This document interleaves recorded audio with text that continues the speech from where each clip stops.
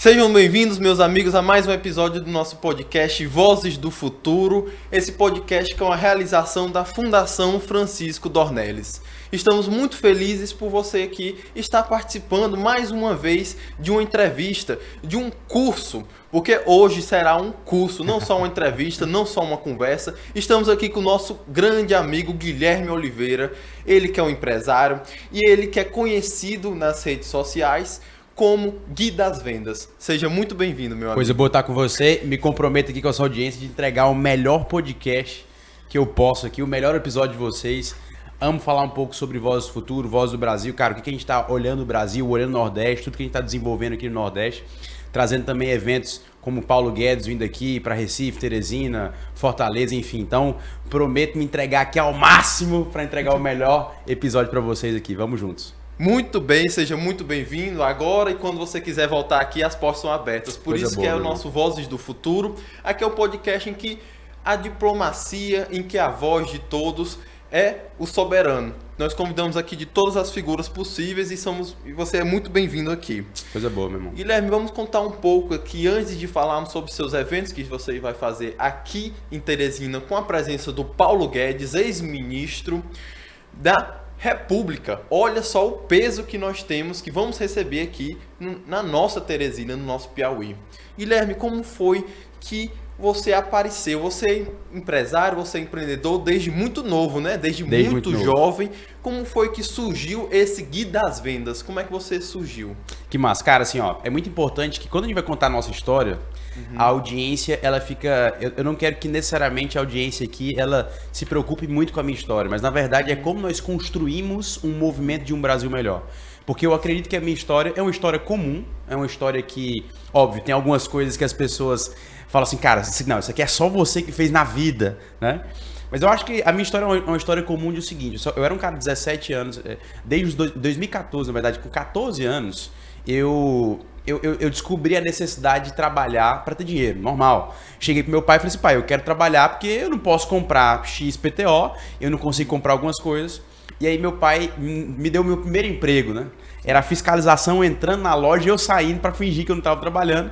Mas meu pai conversou com a moça da igreja e me arrumou um emprego numa loja do centro de Mossoró. Então eu sou goiano, nasci em Goiás, anapolino, mas só que morei no Nordeste desde os 6 anos, sou apaixonado por essa terra, luto pelo Nordeste como ninguém, defendo com unhas e dentes, quem fala mal do Nordeste pra mim leva murro na cara, eu fico louco. Mas lá em Mossoró, eu comecei, lá no Rio Grande do Norte, comecei lá minha carreira aos 14 anos, sendo um vendedor de uma loja de artigos para festa, né? Então nas minhas férias de julho e dezembro eu era vendedor. E aí, cara, eu comecei a perceber que eu tinha algo que as pessoas não tinham, mas só que em 2017, quando eu saí do ensino médio, e aqui falando um pouco sobre Vozes do Futuro, o meu pai arrumou um emprego para eu ser auxiliar administrativo no programa CIE. Né? Então eu fui auxiliar administrativo de uma biblioteca. Olha só que interessante, olha como é que as coisas acontecem. Eu fui auxiliar administrativo de uma biblioteca em 2017. Até os 17 anos, que eu sou de 2000, né? Até os 17 anos, eu tinha lido um livro na minha vida, O Diário de um Banana. E aí eu tive essa oportunidade de ser auxiliar administrativo de uma biblioteca aos 17 anos, terminei 18 anos, de janeiro de 2018 eu comecei, na verdade, lá na biblioteca. Ganhava R$450 como auxiliar administrativo lá no programa CIE. Para quem já foi jovem aprendiz aqui sabe o que eu tô falando. Então, eu tava limpando uma sessão um dia na biblioteca, a sessão era 658.12, eu nunca esqueço o nome da sessão. E era a sessão de administração da faculdade. E aí eu tava limpando os livros e milagrosamente caiu um livro lá no final. E aí um livro pequenininho, a minha função era limpar o chão, organizar os livros, fazer toda a organização, assim como um estagiário faz de tudo. E aí eu fui lá no final pegar esse livro. E aí quando eu pego esse livro, cara, o título do livro era o seguinte: Cartas para um Jovem Empreendedor. A história de um engraxate que virou bilionário. Contava a história de um empresário que era um engraxate e que virou um bilionário. E aí, cara, naquele dia eu comecei a me apaixonar pelo empreendedorismo. Eu acredito que é o seguinte, eu acredito que todos nós, quando nós temos um grande encontro com a verdade, nós nos libertamos de alguma forma.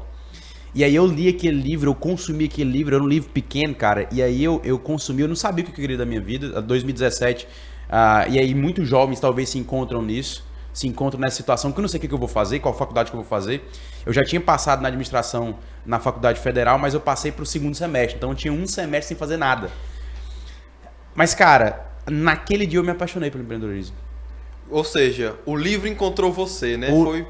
Milagrosamente o livro caiu, predestinado. Predestinado, exatamente. Né? E como foi que surgiu o seu Instagram, que hoje você tem muitos seguidores, tem uma voz ativa no Instagram. Como foi que surgiu esse Instagram Gui das Vendas? Como é que você alcançou essa marca que hoje você tem de seguidores, de visualizações, de engajamento e o que é mais importante, né? De influência.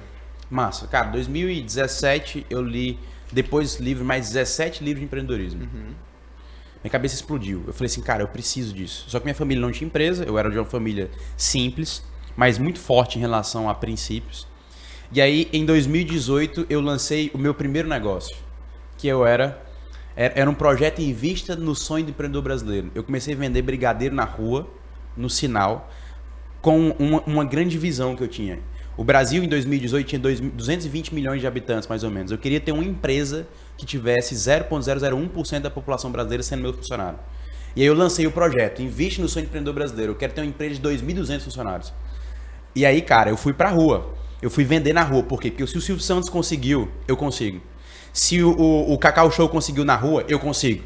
E eu comecei a colocar na minha cabeça, eu preciso ter uma empresa de 2.200 funcionários, eu quero impactar o Brasil com isso.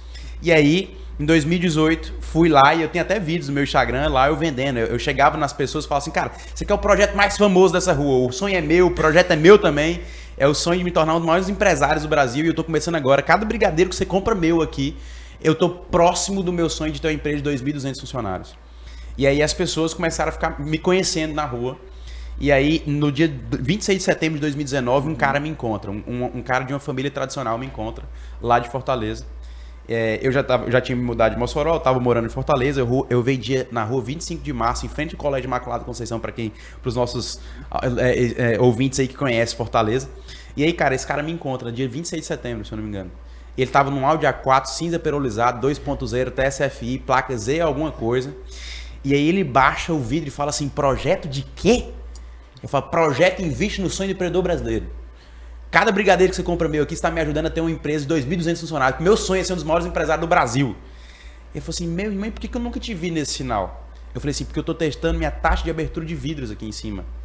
Porque lá embaixo, eu sempre fico lá embaixo, lá no Colégio Imaculada Conceição. Só que ontem eu fiz um teste aqui, eu tive mais ou menos uns 19% de abertura de vidro a mais. Ele falou assim, você calcula tudo isso? Eu falei assim, meu irmão, eu não sou vendedor de rua, eu sou empresário. Porque eu não sou a minha fase. Eu não sou quem eu estou sendo hoje. Eu sou empresário. Pra você ter noção, cara, a minha mãe não deixava eu sair desarrumado de casa. A minha mãe olhava pra mim e falava assim, meu filho, você é empresário. Você não é um cara da rua. É seu cartão de visita, é seu... Então você tem que se vestir como empresário. Você não tem que se vestir como um cara que vai vender na rua, meu irmão. E aí lá naquele dia ele falou assim, meu irmão, esse cara é diferente. Ele falou assim, vai no meu escritório sexta-feira. Eu fui no escritório do cara sexta-feira. Ele chegou e falou assim, Guilherme, eu quero te pagar para ser R$800 para ser meu vendedor e eu vou te ajudar nesse sonho de 2.200 funcionários. Você vai aprender aqui. Eu falei, vixe, Lúcio Barreira, inclusive um grande abraço pro Lúcio. Eu falei, vixe, Lúcio, o problema é que na rua eu ganho 3.750 de lucro, segunda a sexta. Ele falou, não é possível, cara, é muito dinheiro. Aí eu falei assim, não, mas é de lucro mesmo. Ele falou, mas quem faz os brigadeiros? Eu falei, minha mãe. E eu pago R$80 pra ela por mês, minha primeira funcionária. E ela não tá reclamando. Aí eu falei, não, mas aí é um abuso, cara. Eu falei, não, minha mãe não tá reclamando, tá tudo certo. Meu lucro é esse. Pagando minha primeira funcionária R$80 por mês. Minha mãe, eu acho que fazia um cabelo com dinheiro, né? Inclusive, abraço pra minha mãe. Minha primeira funcionária lá. E não é minha funcionária, não. Ela não era nem funcionária, minha incentivadora de sempre. Aí, cara... 2019, esse cara eu tinha 19 anos e ele falou assim, não, vamos falar de valor, não, visita uma empresa minha. E eu visitei uma empresa dele na Santos Dumont 779, Meridional Convention Center. Esse cara tinha uma escola, tinha factory, imobiliária, tinha 10 empresas lá, hotel, e eu visitei uma dessas empresas. Eu tinha 19 anos, a empresa tinha 23 anos. Quando eu cheguei na empresa, eu conheci a gestora, conheci o secretário, conheci lá o Júlio, que era do operacional, enfim, era um espaço de eventos que alugava o espaço para eventos. Eu voltei para vender brigadeiro e na quarta-feira ele me chamou de novo pro escritório. Ele falou assim, aí, quanto você quer ganhar para ganhar comigo? Só que antes de entrar na reunião ele recebe uma mensagem. E ele não me fala a mensagem. Ele olha a mensagem e não me fala a mensagem. Agora, quando eu entro na sala dele, e ele fala o seguinte: Guilherme, quanto você quer ganhar comigo? Eu falei assim, R$2.000 mais 5% de PL. O que é PL? Participação no lucro. Vi num livro, gostei e joguei na negociação. Eu não sabia como é que acontecia direito, mas eu vi no livro e gostei, meu irmão. Joguei lá, 5% de PL.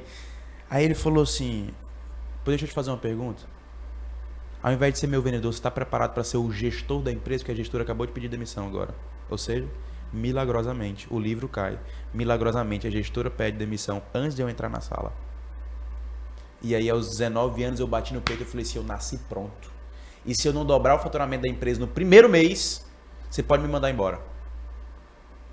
Por quê? Porque eu achava que gestão era livro. E eu tinha ali 17 livros, eu achava que era um tubarão. Ele apertou minha mão e falou assim, tá contratado, meu irmão. Fui de quarta-feira, vendedor de brigadeiro, para quinta-feira ter uma secretária. Márcia, um cafezinho para nós, por favor. Vem cá, Márcia. Imagina a cabeça de um ego de um menino de 19 anos com isso. Saí da sala e liguei pro meu pai. Pai, meu primeiro sonho para uma empresa de 2.200 funcionários está concluído. Você gestor de uma empresa. Meu filho vai ganhar quanto? R$2.000 mais 5% de PL. Meu filho, quanto a empresa lucra? Vixe, pai, esqueci de ver isso. Mas pode ficar tranquilo, eu sou um tubarão da gestão, pai. E ainda eu prometi para ele que no primeiro mês da empresa, se eu não dobrar, ele pode me mandar embora. Meu filho, quanto que a empresa fatura? Eu falei, vixe, pai, esqueci de conferir. Mas eu sou um tubarão, pai. O resumo, em um mês, todos os funcionários da empresa estavam com raiva de mim. Em um mês e meio, estava todo mundo pedindo minha cabeça pro Lúcio. Sabe por quê? Porque gestão não é livro. Gestão de verdade, empresa, não é ler livro e chegar na realidade e acontecer.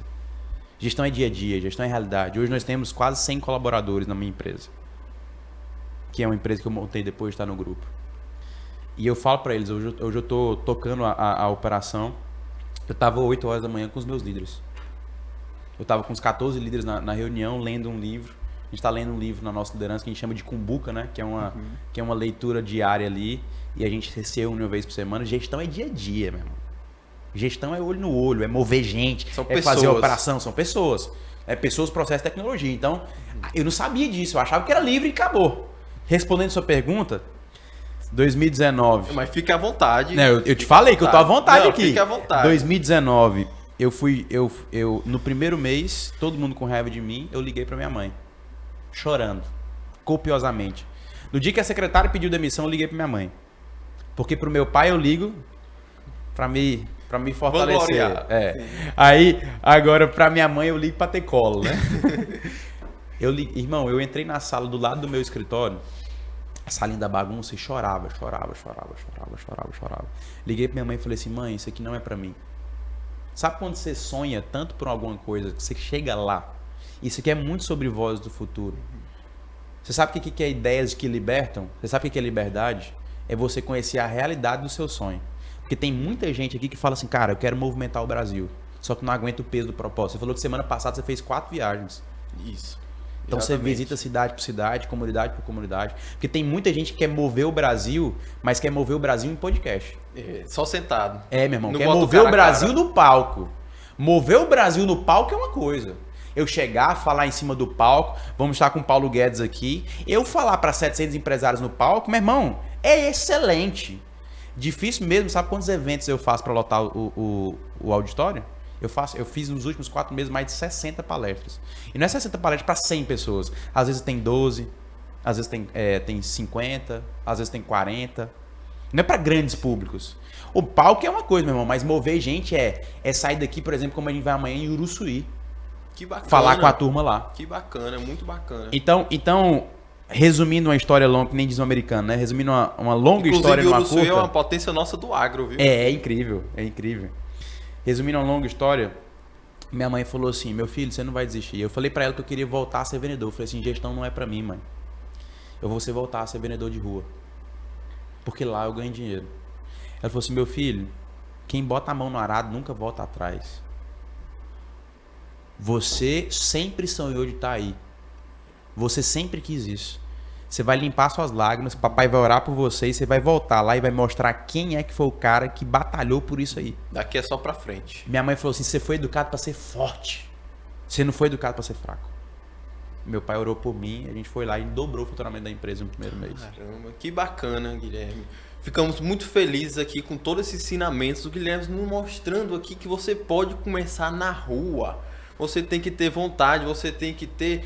Porque além de destino que ele teve, ele dizendo aqui em relação ao livro, dizendo em relação à conversa, são coisas que acontecem por força maior em nossas vidas, mas não iriam acontecer na vida dele se ele não estivesse lá batalhando, se ele não estivesse lá limpando aquela biblioteca, se ele não estivesse lá na rua vendendo. São diversas situações que não acontecem da noite para o dia, você tem que estar lá batalhando.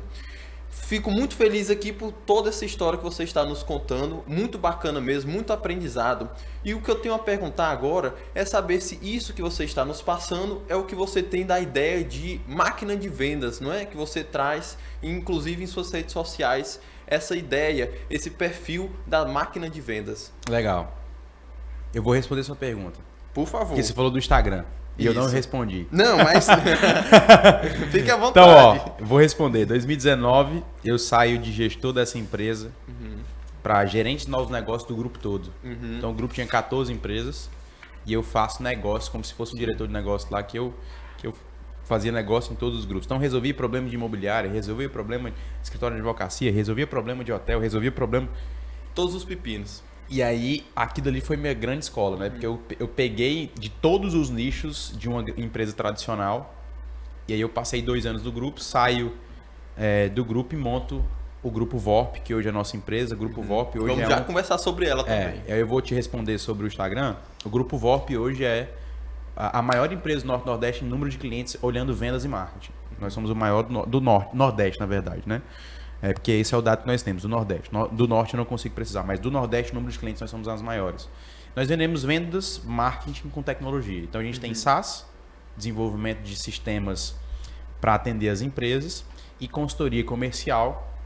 Esses são os nossos maiores nichos com educação comercial e marketing ali. O meu negócio é fazer o cliente vender mais. Então a gente tem grandes clientes, cara, aqui da cidade, por exemplo, grandes clientes da cidade, do Nordeste todo, Unimed, enfim, grandes. Ou seja, se grandes como marcas. você dobrou as vendas daquela empresa, você quer que o seu cliente dobre as vendas também. Nem sempre dobrar é possível, né? Nem sempre dobrar é possível, mas a gente faz um planejamento estratégico de crescer acima disso. Respondendo o Instagram, cara, hoje meu Instagram, na verdade, eu só mostro a minha realidade. O meu foco não é crescer seguidores. O meu foco, óbvio, crescer seguidores é ótimo. Mas o meu Instagram na verdade, ele é noticiar o que nós somos na realidade. Então você vai ver que eu não tenho uma grande produção no meu Instagram. Eu tenho um cara que me acompanha em tudo que eu faço. E ele vai postando tudo que eu vou fazendo. Então, na verdade, esse negócio de... Eu sempre acredito que o palco, que o Instagram, que grandes seguidores, engajamento, ele só é resultado de algo que você é na realidade. Tem muita gente que chega para falar, para mudar o Brasil, o que é? Cara, eu quero me eleger em alguma coisa da política, ou eu quero fazer grandes coisas no empreendedorismo. E a primeira pergunta é, o que eu preciso fazer para ter grandes seguidores? Muitos seguidores. Não, essa pergunta é errada. Seguidor é consequência, meu irmão. Eu tenho que me perguntar, o que eu tenho... No meu mundo de empresa o que eu faço para bater meu planejamento estratégico para eu crescer 50% esse ano? O que eu faço para contratar cada vez mais? O que eu faço para crescer minha empresa? Porque se eu noticiar o meu crescimento na vida real... Acabou, tá beleza. Com algumas coisinhas ali, você vai conseguir ter uma vida real sendo mostrada. As pessoas estão com saudade de gente real na internet. Então é isso. Então os nossos crescimentos de seguidores, na verdade, o meu Instagram só é um resultado do que eu faço na realidade, noticiando tudo que nós fazemos. Nós somos os maiores do Nordeste no que nós estamos fazendo. Nós fazemos eventos junto com a nossa consultoria. Atendemos grandes empresas, mas também fazemos eventos para uma grande massa. E o engajamento vem disso, do que nós somos na realidade. E eu acho que ainda está distante ainda. Eu acho que as pessoas precisam conhecer mais a gente na realidade e não só no digital, porque quando eles conhecem a realidade, falam assim, caraca, eu nem imaginava que vocês eram tão grandes assim, que vocês estavam fazendo um movimento tão grande lá no Nordeste. Então eu respondi a pergunta do Instagram aí. A outra pergunta que você fez foi sobre máquina de vendas. Cara, o conceito de máquina de vendas que eu tenho é o seguinte. A gente acredita que é o seguinte, nós temos 25 milhões de CNPJs no Brasil. 25 milhões. Em média, né? Esses dados aqui, porque morrem alguns, fecham outros. No final do ano, geralmente, se a gente tem baixa de 3 milhões de CNPJs, a gente vai terminar ali 3 milhões de CNPJs, 4 milhões de baixo, ele vai terminar com uns 21 milhões de CNPJs ativos no Brasil. De 21 milhões, só pra você ter noção, 6,5% fatura acima de R$400.000, que é uma média que nós temos de dados de fisco e dados gerenciais. Só 0,8% do Brasil fatura acima de R$1 milhão por mês. Por mês. A Sebrae publicou agora 68% dos empreendedores do Brasil só tem ganho de 2 salários mínimos para eles. O Brasil acha que empresário é rico, né? Mas entre percas e ganhos, tem pouquíssimos empresários que realmente conseguem ficar ricos com o seu negócio. Por quê? Porque a dificuldade de crescer no Brasil, meu irmão, é gigante. A dificuldade de crescer num país que o povo tem raiva de quem quer ter sucesso aqui é gigante. Guilherme, o que é conceito de marketing de vendas? Eu vou dar 3 coisas aqui. Primeiro, o Brasil não gosta de quem quer ter sucesso. Ponto. O brasileiro não gosta do empresário que quer ter sucesso. Vou provar pra você. Novela brasileira mais famosa. As mais famosas, tem que ter um funcionário com raiva do patrão. Filme brasileiro, tem que ter um terreno não habitado, que um funcionário vai colocar um hotel naquele terreno e todo mundo fica com raiva do funcionário no filme. Você vai pegar confusões, as maiores confusões, por exemplo, escândalo das lojas americanas, o culpado é o Jorge Paulo Lema. Qual é o maior vilão do Superman? O Lex Luthor, que é o empresário. Pois é, meu irmão. Então, colocar na nossa cabeça que o empresário é o vilão no Brasil. Então, por exemplo, cara, eu não vou falar de esquerda ou direita aqui. Eu sei que aqui é um lugar de voz de todos. Mas o nosso presidente atual fala assim, meu irmão, se tá caro, não compra. Então, no fundo, o problema é do empresário que tá colocando o preço errado, não é da inflação. É do empresário que tá colocando o preço errado. Então, no fundo, tudo que se acontece no sistema é colocando o empresário como vilão. Então eu tenho um empresário como vilão, o brasileiro não valoriza quem quer ter sucesso. Isso é só entrar no meu Instagram que você vê lá, meu time comemorando vendas, é todo mundo descendo o cacete do meu time, meu irmão.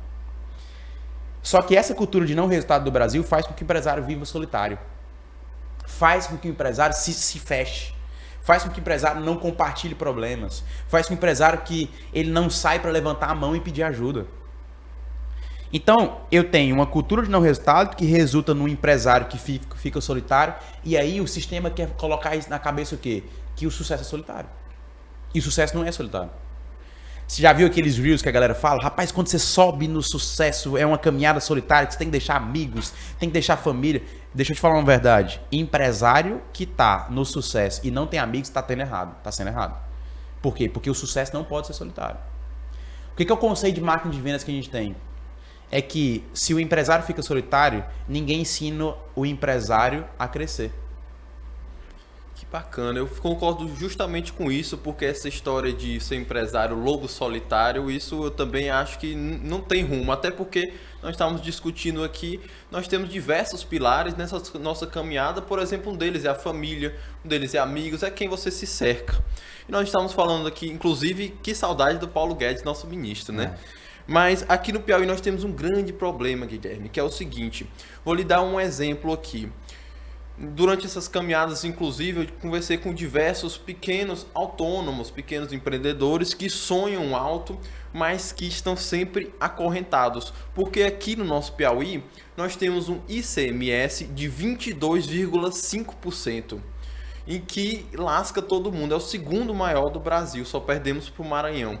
Então, em um estado, em um Brasil, em que ele acorrenta o empreendedor, que ele acorrenta até o autônomo e que não deixa ele prosperar, que não deixa ele andar, isso dificulta muito, né? Mas o Estado não eu discordo de você que o Estado acorrenta o empreendedor. Quem acorrenta o empreendedor é ele mesmo. Óbvio que existem estados mais difíceis de crescer do que outros. Óbvio. O ICMS, o segundo ICMS do Brasil aqui, ser o segundo maior, isso dificulta a gente. Óbvio, gente. Óbvio. Mas quem acorrenta o empreendedor é ele mesmo. Vou dar um exemplo. Você vai pegar, por exemplo, os dados de Selic no Brasil hoje, 15%. Qual que foi a última vez que teve 15% de Selic no Brasil? Você lembra? Pode dizer. Muito tempo. Cara, é muito tempo. Não era nem nascido. É muito tempo. Projeção de inflação no Brasil, 4,85. Eu acho que chega num 5 até o final do ano. Projeção. Vamos pegar aqui, ó. Vamos pegar Brasil. Eu não vou pegar ICMS Piauí e nem Maranhão. Vamos pegar Brasil. Se eu tenho uma Selic de 15%, sabe quantos empreendedores precisam de crédito no Brasil? A maior parte. Mais de 70% precisa de crédito. Eu vou captar crédito tendo qual parâmetro? Selic. E eu vou gastar a inflação. Então, se eu capto a Selic e gasto a inflação, se eu somo os dois, 15 mais 5 dá quanto? 20. Beleza, guarda esse número. Inflação mais Selic tem um 20% de desafio aqui para o empreendedor. Sabe qual que é a média de crescimento do CNPJ no Brasil? De 2023, porque 2024 não saiu. A média de crescimento foi de 7% ao ano. Se eu cresço 7% ao ano e a minha Selic mais inflação está 20%, eu perco, empato ou ganho no Brasil? Perco. E eu perco 13%. Você perde feio ainda. Eu perco feio. Agora, o que eu tô te falando? Que não é só no Piauí. Eu tô falando do Brasil. A Selic é Brasil. Inflação é Brasil. Então, o empreendedor brasileiro, em qualquer lugar do Brasil, agora no Nordeste, na minha visão, tem especificidades. Mas também em algumas outras regiões, por exemplo, como no Norte, tem especificidades. Só que o empreendedor brasileiro sempre tem que ter um desafio. Primeiro, qual que é o primeiro desafio de qualquer empreendedor brasileiro? Ganhar da Selic o dobro. Eu julgo que é o seguinte. Se o empreendedor autônomo ele gasta 50 mil reais para montar o negócio dele, se ele cresce só 7%, era melhor ele ter colocado 50 mil na Selic. Porque tem menos cortisol. E Endeavor postou agora, há 2, 3 semanas atrás, que 94% dos empreendedores do Brasil tem problema mental. Guilherme, como assim? Não, 94% dos empreendedores do mundo tem problema mental. Ou um TDAH, ou hiperatividade, ou uma insônia, ou um pânicozinho, uma ansiedade, uma depressão. Tem algum problema. Então, meu irmão, se você está me escutando, você é empreendedor, seja bem-vindo, tá? Eu e você, nós temos algo na nossa cabeça, ou um cortisol alto que não dá para resolver, a gente tem algo na cabeça. O que eu quero dizer? É que era muito mais fácil não empreender, jogar o dinheiro na Selic, porque o prêmio da Selic está 15%. Sim. Então, no mínimo, se eu vou empreender no Brasil, eu preciso crescer no mínimo 30% ao ano. Isso é um desafio de todos nós. Todos nós. Todo mundo do Brasil. Então, o que eu defendo? O Estado, ele nos ajuda e também tem o poder de nos prejudicar. Só que se a gente vai esperar do governo, a gente não consegue crescer. Existem governos que nos ajudam mais. Óbvio, eu tenho as minhas opiniões de qual governo me ajudou mais e de qual governo me prejudicou mais. Só que sempre, se eu for esperar do outro, não vai dar certo. Empreendedorismo é autorresponsabilidade. É eu resolver os meus problemas. Se tá difícil, eu tenho que crescer. Se tá bom, eu tenho que crescer. Guilherme, como é que eu faço isso? Nesse conceito de marketing de vendas que a gente tem. Eu tenho um planejamento estratégico de 1 ano, que vai bater minha visão de 5 anos. Então, eu tenho que ter uma visão clara do que eu tenho que fazer de 5 anos. Então, aquela minha visão de 2.200 funcionários me ajudou muito para começar. Porque eu comecei meu negócio do zero. Nós hoje temos quase 100 pessoas, multimilhões de faturamento. A gente foi avaliado por um fundo americano ano passado. Cara, a gente já faz parte de 0,8% do Brasil de faturamento. Só que eu comecei do zero. Sim. Eu comecei contratando meu primeiro funcionário, eu comecei contratando as minhas primeiras pessoas, assim como os microempreendedores eu comecei na rua. Então eu acho que eu vou dizer o que é a minha visão do Brasil, e eu acho que esse é o meu ministério, né? Eu acho que quem produz capital é a empresa. Governo ou gasta ou administra, ou investe, certo? Quem produz capital somos nós. É empresário junto com o seu time. E não é o empresário, porque o empresário sem um time também não produz muito. É empresário com time. Então, se nós produzimos o capital, a gente tem que crescer cada vez mais. E esse crescimento, com um método que é com pessoas, processos, tecnologia, que é o que a gente vai falar no evento, que é o que a gente defende como marketing de vendas, vai fazer com que as empresas sejam as melhores dos seus bairros, depois sendo as melhores das cidades, depois sendo a melhor do estado, depois sendo a melhor da região, depois sendo a melhor do país. E aí eu vou fazendo institutos, eu vou fazendo organizações, eu vou fazendo projetos sociais, porque talvez muita gente fala assim, não, cara, eu queria que o meu bairro fosse influenciado. Meu irmão, monta uma empresa. Tem uma empresa, por exemplo, que é cliente nosso, que é a Tuboarte. Ela é do interior do Ceará. Ela tem o maior projeto social da cidade. Faz o que a prefeitura não consegue fazer por enquanto. Apesar da parceria com a prefeitura também. A gente tem várias empresas no Nordeste, meu irmão, que tem a maior efetividade social é de uma empresa.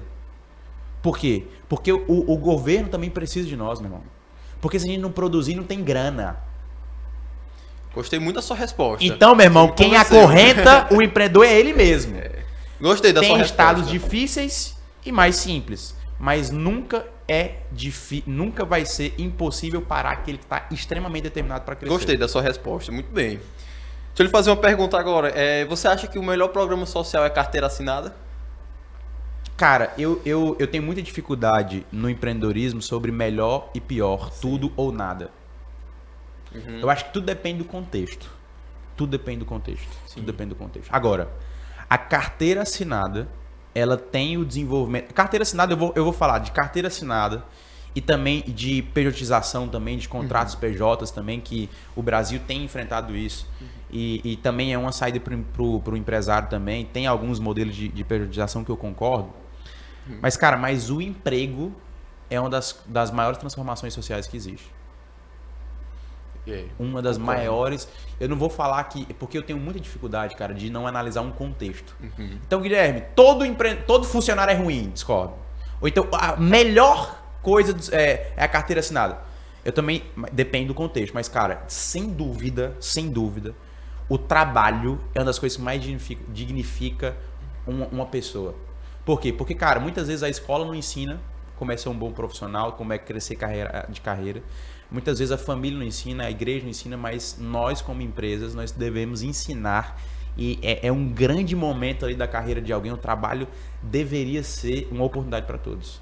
Muito bom, muito bacana mesmo. Agora vamos falar um pouco de uma empresa que você é sócio, chamada Match Sales, certo? Mas se você quiser fazer umas perguntas polêmicas como essa aí, eu gostei, cara. Gostou? Eu gostei. Se você quiser preparar outras aí, eu acho Não, claro, eu preparo, com sem sombra. Mas vamos falar uma leve agora. Vamos falar um pouco sobre essa Match Sales. Como é que essa empresa que você é sócio utiliza... Como é que é a utilização também de inteligência artificial nas empresas que você utiliza também? Cara, a Match Sales, na verdade, ela é uma dor que eu tinha. Eu tenho lá um time de vendas muito grande. E a gente tinha uma dificuldade de avaliar cada atendimento, né? Porque, assim, quando eu tenho um planejamento estratégico, eu preciso acompanhar o meu time para bater esse planejamento estratégico, né? Sim. Então, eu falo que é o seguinte, eu tenho uma meta de 5 anos, eu destrinto essa meta para o que eu vou fazer esse ano para bater meus 5 anos, o que eu faço a cada trimestre para bater minha meta do ano, o que eu faço todo mês para bater minha meta do tri, o que eu faço toda semana para bater a meta do mês e o que eu faço todo dia para bater a meta da semana. Isso é gestão simples, de forma simples.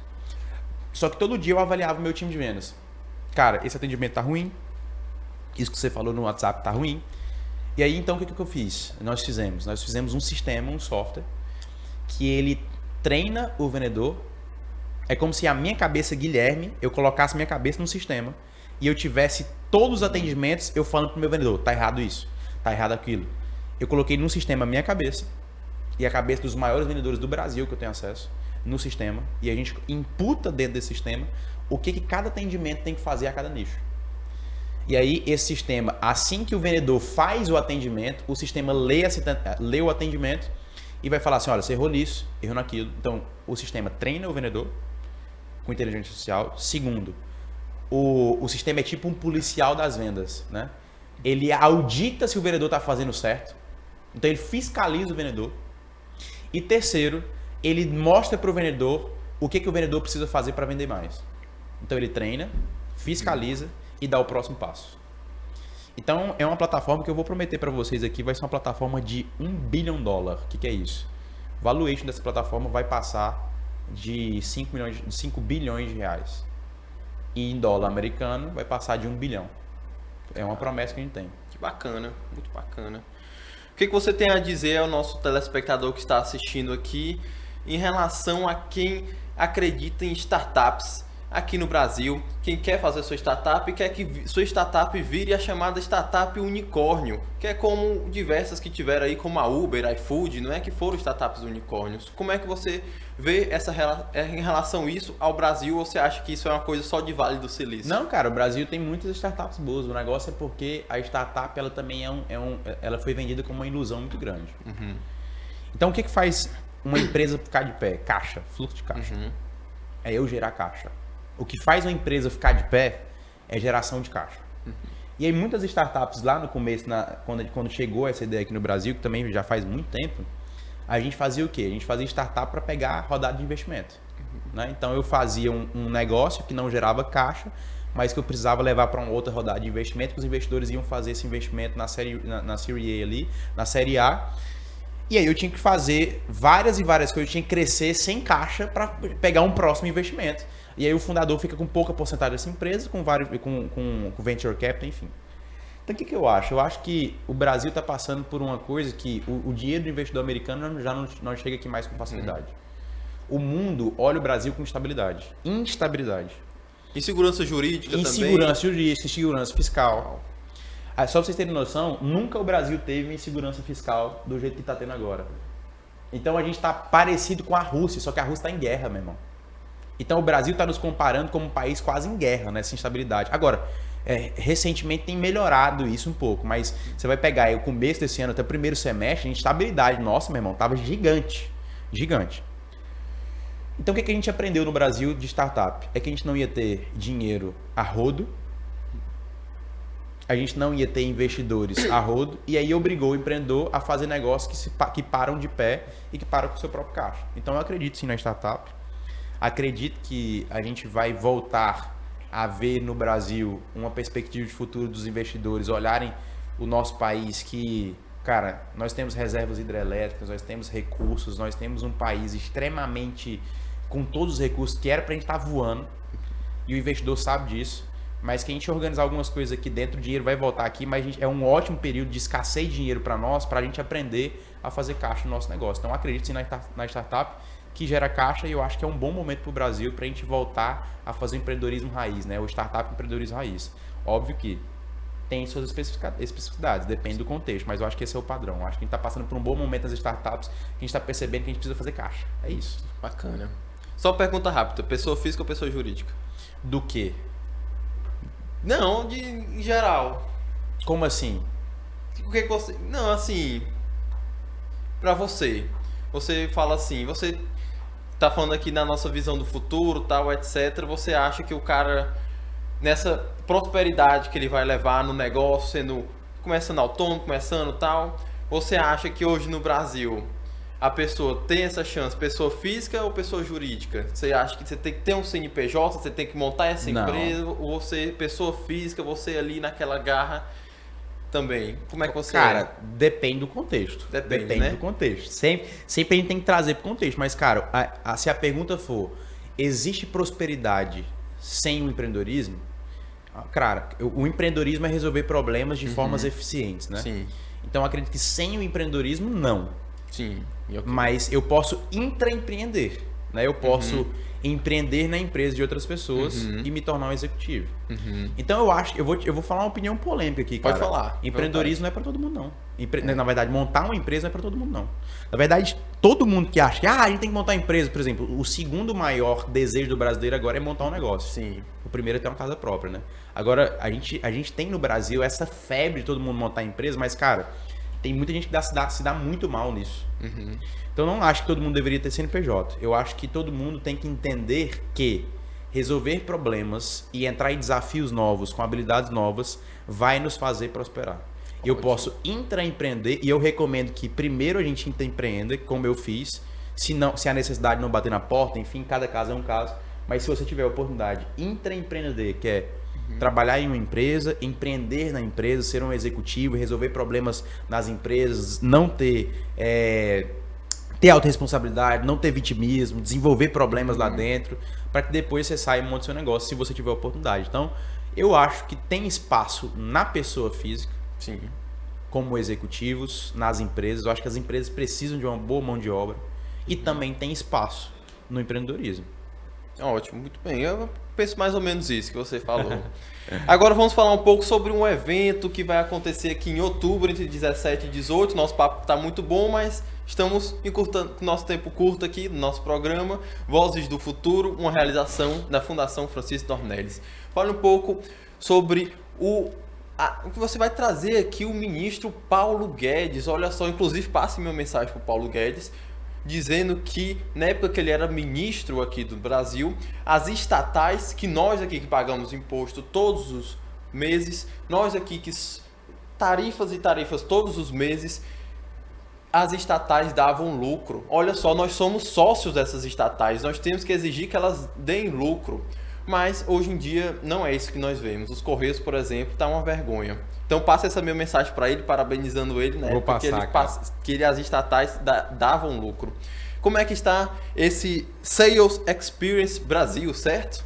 Paulo é um querido, cara. Paulo, você precisa ter noção, quando você conhece o Paulo pessoalmente, ele tem uma paixão pelo Brasil, cara. Dá para perceber. O olhar dele é um olhar puro e verdadeiro.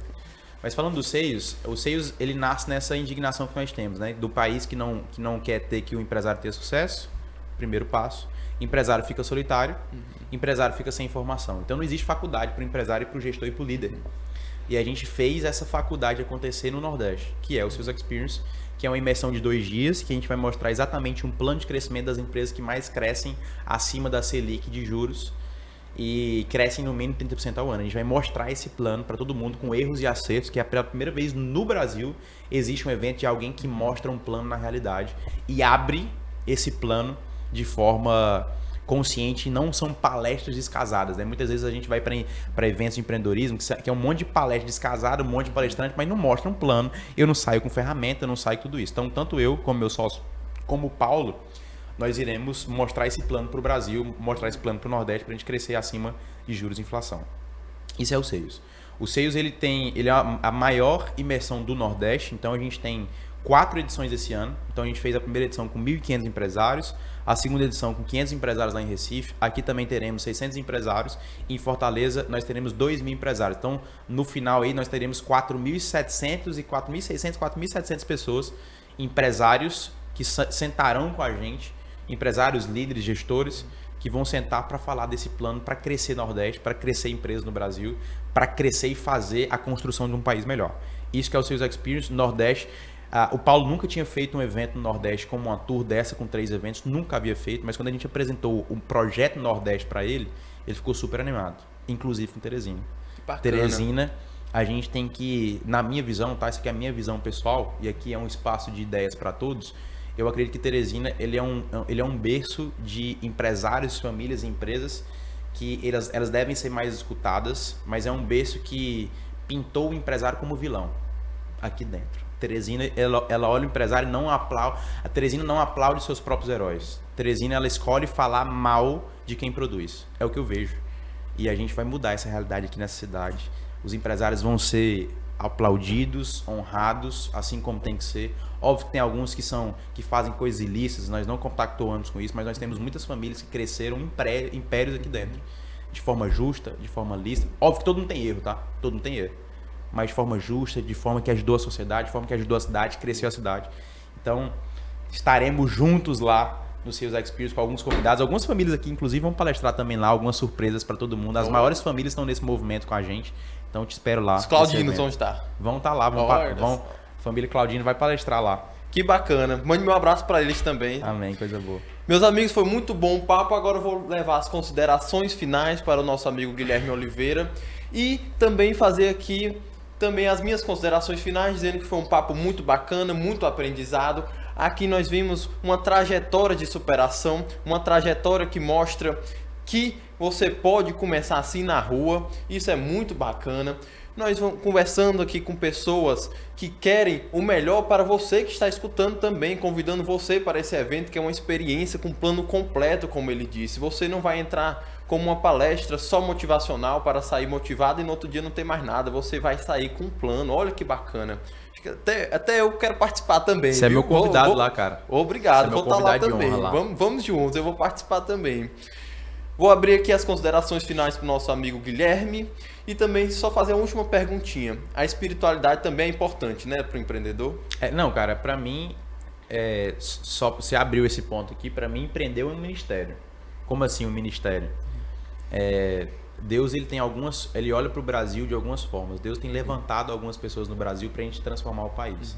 E eu acho que o empreendedorismo, ele é um ministério que Deus olha para o Brasil e fala assim, cara, eu preciso de empresários corajosos que queiram crescer, que queiram contratar mais, que queiram ser as melhores empresas dos seus bairros, depois das suas cidades, depois dos seus estados, depois do país. Então, assim, a espiritualidade, para mim, é não só fundamental, mas também é uma forma de nós entendermos dias difíceis. Porque, cara, quando tem dias difíceis, cara, tem muitos dias que a gente quer jogar tudo para cima, essa é a verdade. Tem dia que eu olho para minha empresa, recentemente não mais, né? Mas eu olhava para minha empresa e falava, rapaz, às vezes eu tenho vontade de fechar tudo aqui e vou fazer a minha vida, cara.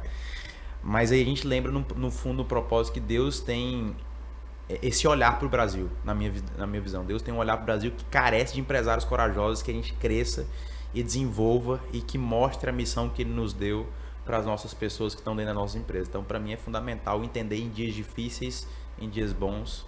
É isso que eu acredito. Muito bom, muito obrigado pela sua participação, muito obrigado. junto. Seja sempre bem-vindo na hora que você quiser vir Amém. aqui. Tamo aqui junto. estão as portas abertas, quando você quiser chamar alguém também. Como é Vozes do Futuro, Ideias que Libertam, nós estamos abertos a qualquer um que queira aqui debater, qualquer um que queira apresentar um projeto, qualquer um de todos os ramos. Já tivemos aqui karateka, já tivemos vereadores, já tivemos advogados, já tivemos empresários e agora estamos aqui com um mestre de vendas que deu uma aula aqui pra gente nesse curto período de tempo, mas que foi extremamente produtivo e frutífero para você que assistiu. Então, um grande abraço, até a próxima e fiquem todos com Deus.